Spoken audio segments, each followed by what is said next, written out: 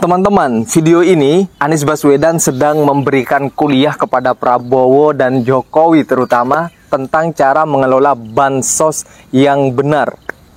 Dan video ini silahkan jangan kalian skip, terutama kalian yang mendukung Anies Baswedan atau 01. Begitu juga kalian yang mendukung 02 ataupun 03, silahkan buka hati kalian untuk sedikit mendengarkan video ini. Karena di video ini ada hal penting yang disampaikan oleh Bapak Anies Baswedan tentang bansos ya. Terfokus tentang bansos. Sekali lagi, ini adalah ide brilian dari Anies Baswedan. Langsung saja teman-teman ya, biar nggak lama-lama, kita dengarkan baik-baik. Tapi mungkin ini secara politik kurang populer Bapak Ibu sekalian. Kenapa? Betul nggak Pak Soya? Karena kalau ngasih bansos itu konkret. Oh terima kasih Pak, saya terima, saya bertransaksi ini dengan rakyat. Saya berikan A, Anda milih saya, gitu kan kira-kira? Benar nggak Pak? Tapi kalau pakai policy ini nggak kelihatan itu transaksi antara pemimpin sama rakyatnya itu. Karena nggak. Tapi sekarang kita mau pilih mana?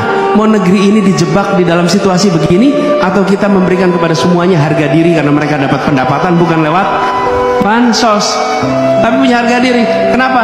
Ya saya pendapatannya cukup. Dari mana? Dari pertanian saya. Saya pendapatannya cukup dari kerja saya. Bukan saya hidup karena dari bantuan sosial. Dan ini reformnya dari politik juga Pak, ke ujungnya. Kami melihat di Indonesia selama bertahun-tahun poverty ini dipandang sebagai social problem, social issue. Karena itu menyelesaikannya melalui social policy, tidak menyelesaikannya lewat economic policy. Bahkan ketika ditarik ke kementerian pun itu berada di dalam kementerian mengurusi kesra, bukan di dalam kementerian ngurusin perekonomian. Nah, kami memandang ke depan menyelesaikan persoalan poverty ini itu justru harus menggunakan market mechanism. Bapak-bapak ibu datang ke desa, ke perdesaan, yang miskin itu bukan jobless, yang miskin itu punya job. Jobnya apa? Petani. Jobnya apa? Buruh tani. Itu punya job, tapi revenue-nya nggak cukup. Tata niaganya tidak sehat, sehingga walaupun mereka itu punya pekerjaan yang definisinya lebih bagus daripada definisi yang disampaikan Pak Tigor tadi, mereka juga bekerja bisa dibilang full time selama musim tanam, selama musim panen, tapi tata niaganya tidak. Lalu apa yang kita kerjakan? Kita nggak fixing the tata niaga. Yang kita lakukan, kita beri bansos.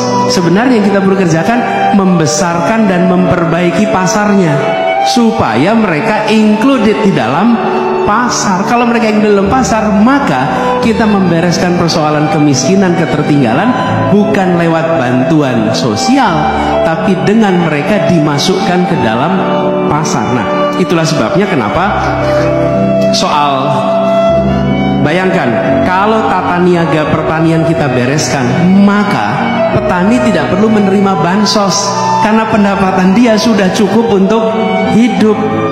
Bila tata niaga karet, tata niaga kakao, itu diperbaiki, dia nggak perlu terima bansos. Jadi persoalan kemiskinan itu harus diselesaikan juga lewat mekanisme perekonomian. This is paradigm. Ini paradigma yang menurut saya harus digeser. Dengan begitu beban Bapak Ibu sekalian itu juga menjadi lebih kecil.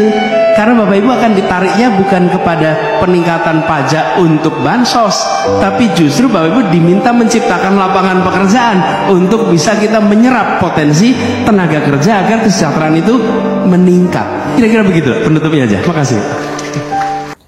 Saya pribadi sebenarnya tidak sepenuhnya setuju dengan konsep bansos saat ini yang diterapkan oleh pemerintah, teman-teman. Karena apa yang disampaikan Anies itu benar tentang bansos ini. Kita memang kalau dilihat kepada masyarakat pada umumnya ini membuat kita malas untuk bekerja. Mereka hanya menunggu bansos saja teman-teman ya.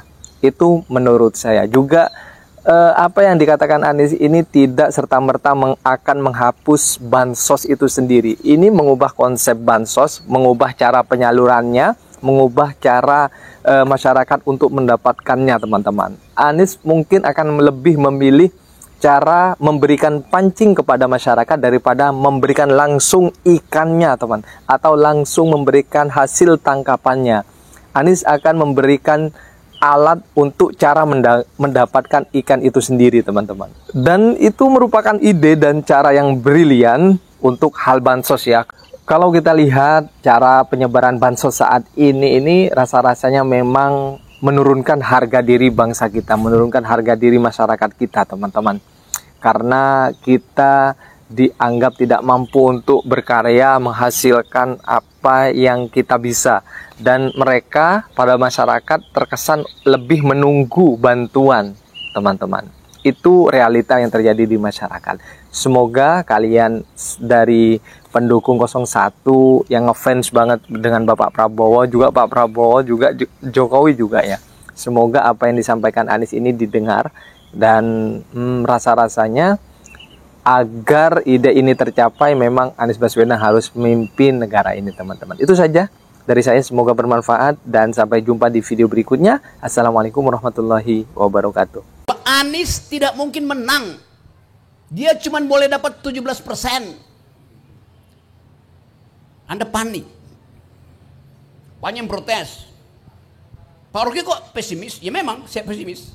Karena ada penghalang. Dia mestinya dapat 52%, 60%. Tapi ada penghalang yang namanya disebut dengan cara yang baik oleh Pak Sekdi tadi, yang namanya Joko Widodo. Joko Widodo akan halangi. Karena itu untuk menang, ya singkirkan penghalangnya. Kan itu jalan pikirannya itu. Sekarang saya udah muter kira-kira 200 kampus dalam satu semester ini. Dan kemarin ada pembuktian bahwa anak-anak dari emak-emak di 800 kampus di DKI mengucapkan ide anti dinasti. Dan itu terang-terangan anti presiden.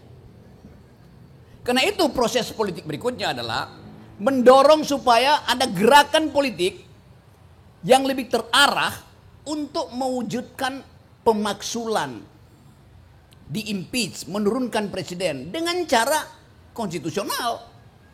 Karena semua cerita hari-hari ini berujung pada satu hal. Kalau penghalangnya tidak disingkirkan, maka politik 14 Februari itu omong kosong. Ini kalkulasi, bukan sekedar kemarahan. Pak Sedidu nggak ada problem dengan Jokowi. Dia punya problem dengan kebijakan Jokowi. Kita semua beroposisi karena kebijakan Jokowi buruk, menyebabkan bangsa ini melarat, menyebabkan politik itu jadi aut-autan, menyebabkan persahabatan antar warga negara itu pecah. Kan itu dasarnya tuh. Jadi kata perubahan Indonesia dimulai dari mana? Dimulai dari langkah pertama kita untuk melawan. Itu kegiatan masyarakat sipil, kegiatan relawan. Tapi diperlukan langkah politik yang memungkinkan proses impeachment itu dimulai. Oleh siapa? Harusnya oleh Megawati. Karena dia yang punya standing di parlemen.